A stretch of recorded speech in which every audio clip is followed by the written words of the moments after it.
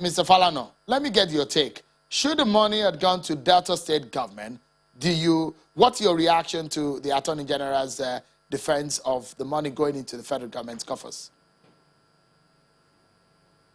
Well, no doubt the federal government ought to be commended for pursuing this matter, having regards to the fact that this case was a product of the collaboration between the EFCC under Malam Nuhu Ribadu and the Metropolitan Police, in the UK. But having said that, having acknowledged the role of the federal government, the fund has to be returned to the source. Factually, between 1999 and 2003, the Delta State government, like other state governments in Nigeria, received its statutory allocations on a monthly basis and paid same into the account of the government. From that account, some amount was alleged to have been diverted and taken to the United Kingdom by the then governor, Chief James Ibori. Now, the law caught up with him in the UK and Nigeria, and so he was convicted, his lawyer was convicted, his banker was convicted. So these funds were traced to the three of them. And as the Honorable Attorney General has said, the money is over £100 million. So what has been released now is the first tranche of £4.2 million. But again, as I said, since the money left the coffers of the Delta State government, it has to be returned once it is recovered.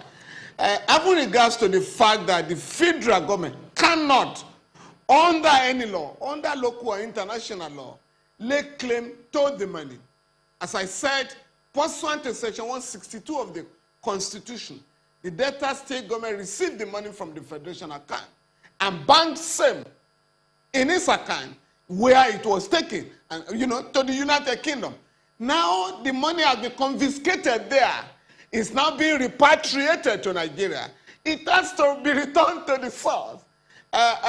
Because in the case of the Attorney General of Lagos State and the Attorney General of the Federation, the Supreme Court made the point, without a court order, the federal government cannot confiscate or seize money, belonging to local government or any other tier of either the local government or the state government. So I believe in this case, the money will have to be paid to the account of the Delta State government. Yeah, the government cannot rely on any law that allows the confiscation of the money or the disbursement of the money to taros outside Delta State. Well, as the case is right now, we understand that it was an international offense relying on also a federal offense, that it wasn't a local offense. And in fact, when these funds was being fought for, the Delta State government was not in the picture. These are some of the legal perspective that we've gotten into this matter. And you're saying it was not all a of this federal offense, it was an offense in the United Kingdom. It wasn't convicted here. It was convicted in the United Kingdom under their own law. And so, under international law, and I'm talking of Article 35 of the United Nations Convention Against Corruption, ratified by both Nigeria and the United Kingdom, the money, any money that is recovered, any proceed of corruption that is recovered, will have to be spent, compensate the victim. You have to spend the money to compensate the victims of the process, of the corrupt practice. In this case, the federal government is not the victim, but the people of Delta State and the government of Delta State. And if you are talking about precedent in Nigeria, because there is a precedent, that will guide the action of the federal government. When the fund recovered from or confiscated from Governor Joshua Dariye in the United Kingdom was recovered and repatriated to Nigeria, it was paid, it was remitted to the account of the Plateau State government. In the same vein, when Governor DSP Alamesia was convicted in the United Kingdom and about 1 million pounds was recovered. Yeah, some of 1 million pounds was recovered, repatriated to Nigeria. It was also paid to the Bayelsa state government. So what is good for the goose is good for the gander. So the federal government cannot, on the basis of precedent, treat Delta State differently. If you are going by another section of the Constitution, Section 42 of the Constitution, discrimination is prohibited. So you cannot discriminate against the Delta State government and favor, Bayelsa and Plateau State in the same circumstance. So this is, as far as the law is concerned, the case of the federal government is very, very weak. I mean, it would be a different matter if the federal government has said, oh, we are going to use this money, with the consent of the Delta State government to tar the road between Asaba and Warri and Benin. You want to construct roads in the state, but to simply yank the money or confiscate the money and decide to go and spend it on Kano Abuja Road or Lagos Ibadan Road is totally unacceptable. With Totally what we see, yeah. So I would like you to also give us specifics of what the law says. Does the law say that the money had to be returned to the coffers of Delta State or used to the benefit of the victim, Delta State as a victim in this sense? No, I am talking of Article 35 of the United Nations Convention Against Corruption, which provides that once the proceeds of crime is recovered, corrupt practice is recovered, the money will have to be spent on compensating the victim. In this case, the victims are the government and people of Delta State, not the federal government. So what I'm saying, the money will have to be spent on Mr. Falana, so what I was asking is, should the money have been given cash to Delta State government, or the federal government should have used the money in a prosecuting project for Deltans or the Delta State government for Delta State? No, the federal government has no local standard with respect to how the money is spent. That is left for the people of Delta State to monitor the government of that state to ensure that the fund is not reluted. But to say that the federal government will, the federal government cannot grandstand on this manner. In fact, the memorandum of understanding referred to by the Attorney General, signed in London, smacks of colonialism. I mean, Britain cannot, decide on how recovered loot should be spent. In fact, what I expect the Attorney General or the federal government to do in the circumstance is to collaborate with the Delta State government to ensure that the banks that were housed the looted wealth of Delta State or the banks involved are made to pay colossal damages and interest for denying the people of Delta State the opportunity to use the money for development. And there are cases that have been handled this way. So, Mr. Falana, apologies again too. So, shouldn't the Delta State government be taking this head on? Because directly, they are supposed to be asking for this. The Delta State government, the Delta State government will have no choice because we are talking of over £100 million. That is a lot of money under, this economy, under this peripheral capitalist system. That's a lot of money where the economy is being dollarized on a daily basis by the central bank, to the detriment of the national economy. So this is a huge sum of money that cannot just be left in the coffers of the federal government. We are due for our first break, Mr. Falana. So, and the Delta State government is the owner. Yeah, we are due for our first break. I'm just looking at a very tough road for the federal government because on the basis of which the government of the UK is releasing this money is for those 3 projects. So, but when we come back from the break, we look at that legal hurdle plus some other issues relating to what we saw today where Labour leaders stormed the National Assembly over minimum wage. We get your legal view on that too. But we'll take a moment, everyone, to take a breather. I'll be right back. Join us again, everyone.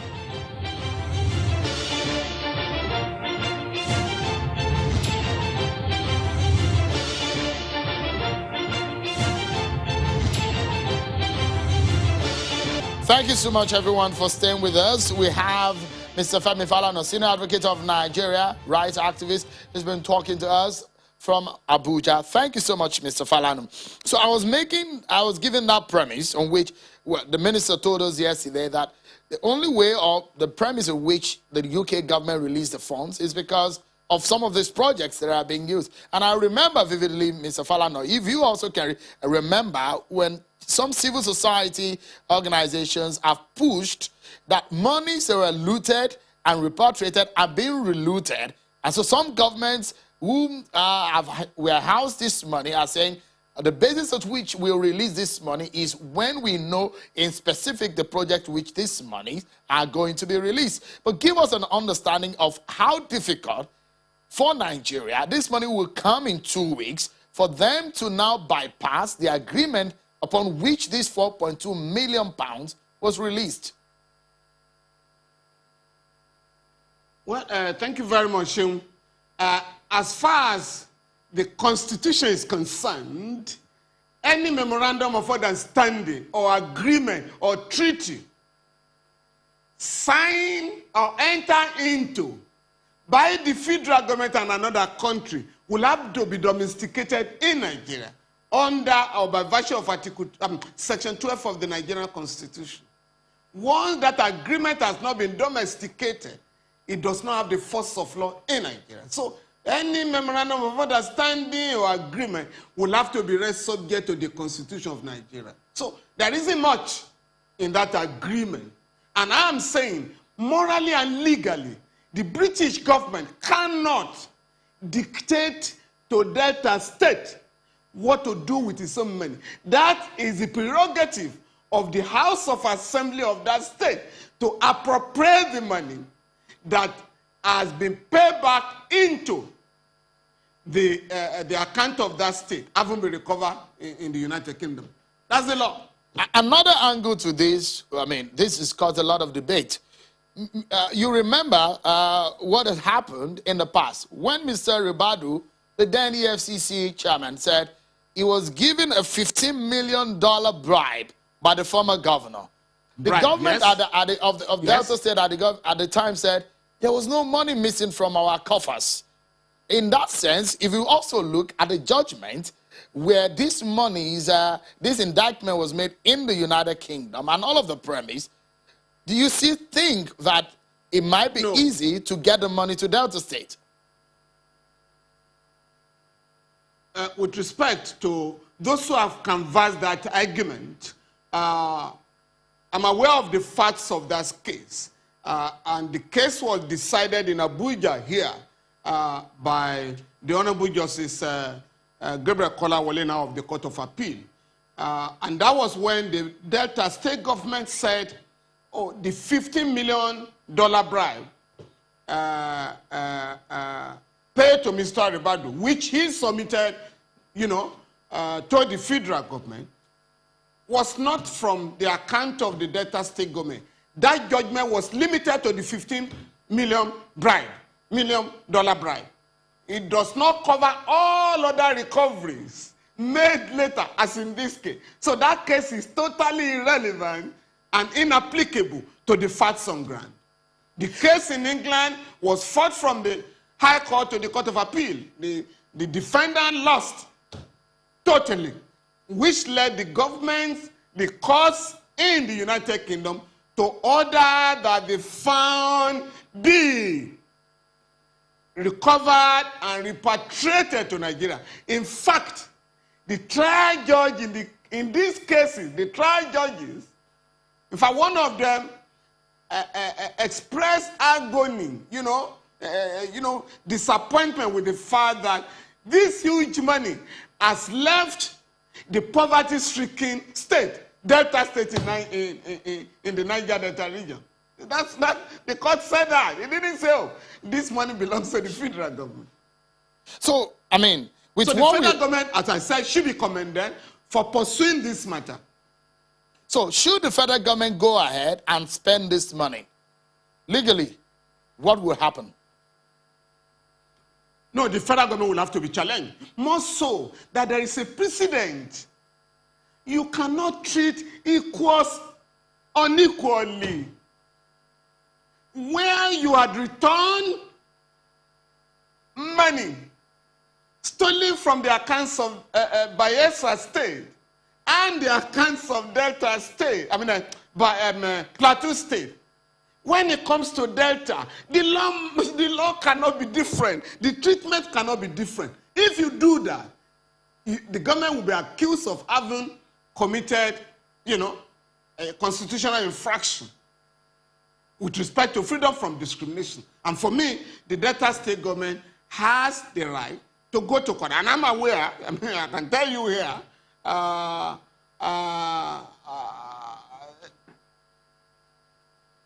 Chief, I can say this, Chief Edwin Clark,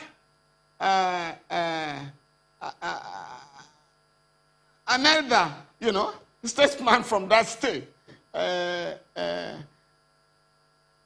already given us instructions to pursue this matter if the Delta State government will not take it up. But would yes. Would you have a locus standing in that matter? Court, obviously. Would you have a locus in that regard?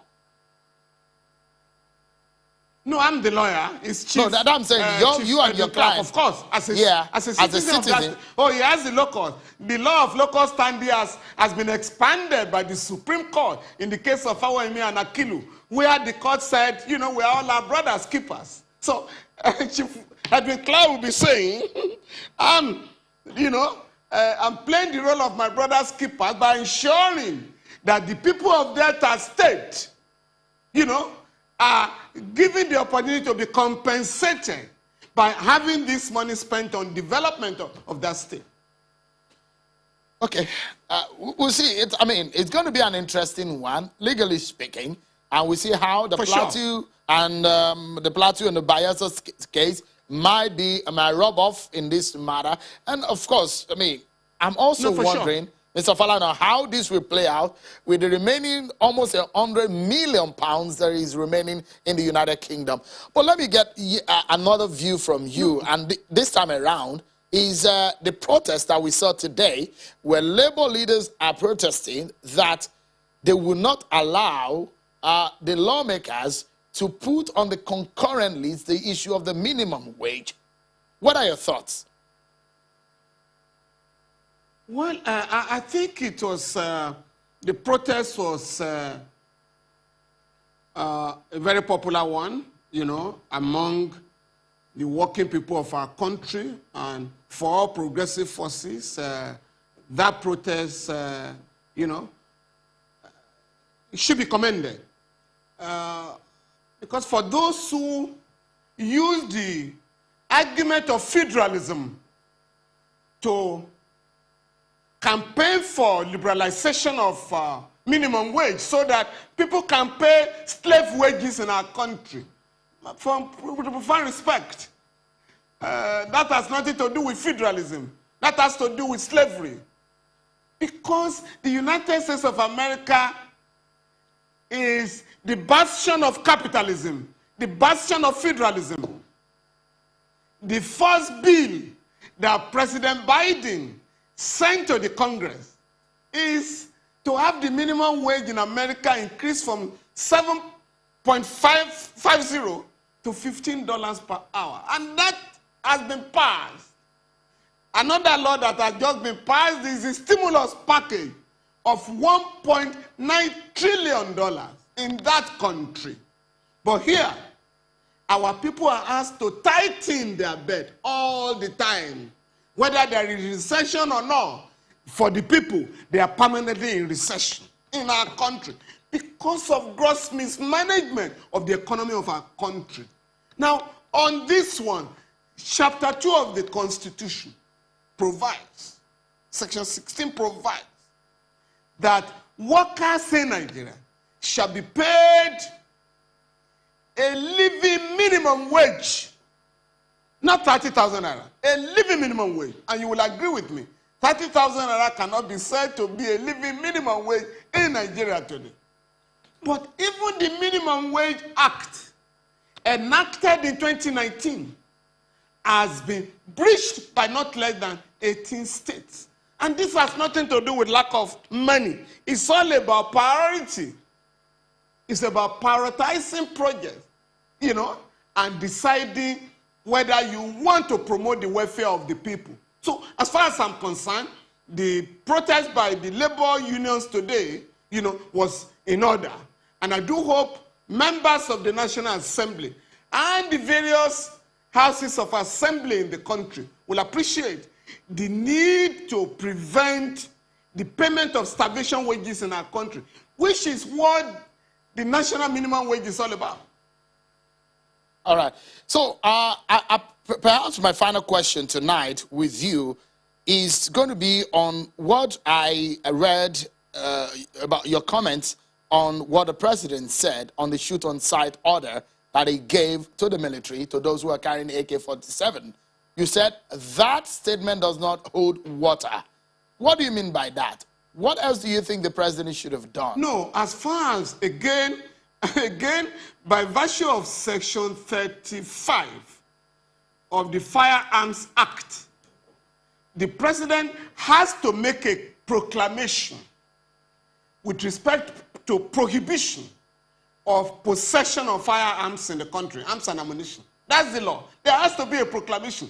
It cannot be an announcement by a media aide of the president. The president has to make a declaration, sign it as if it's, issuing an executive order. And the conditions will have to be stipulated. Because what the announcement was to the fact that those who are carrying AK-47 in the bushes should be shot on sight. Again, I can never clap for any president who gives a shoot-on-sight order. We criticize President Obasanjo when he gave a shoot-on-sight order on the OPC members. We criticize President Buhari when he gave a shoot-on-sight orders on election riggers in 2019. And we made it clear then and now that there are provisions of the law dealing with, for instance, rigging of election, allegations of murder, or illegal possession of firearms. But when you say go and shoot on sight, innocent people may be shot. But once the president has declared a war, as it were, on bandits and terrorists and deployed the armed forces, it implies that anybody caught with arms and ammunition will be shot because they are killing innocent people, including children. They are kidnapping children, school children, they are kidnapping women, kidnapping other people. And so they have declared war on Nigeria. The same thing with the terrorists, And so they, in act of self-defense, the president has asked our troops and the police, to root out these dangerous criminal elements. But to now say that anybody caught with AK-47 should be shot on sight, what the law requires is that they be disarmed, arrested, and prosecuted. If found guilty, jailed. All right. So if the president wants to call for the death penalty, a bill has to be sent to the National Assembly for illegal possession of firearms. It's always a pleasure to hear you speak on some of these legal issues, Mr. Femi Falana. Thank you so much indeed, Senior Advocate of Nigerian Rights Activists, for your time tonight. Thank you very much. My pleasure.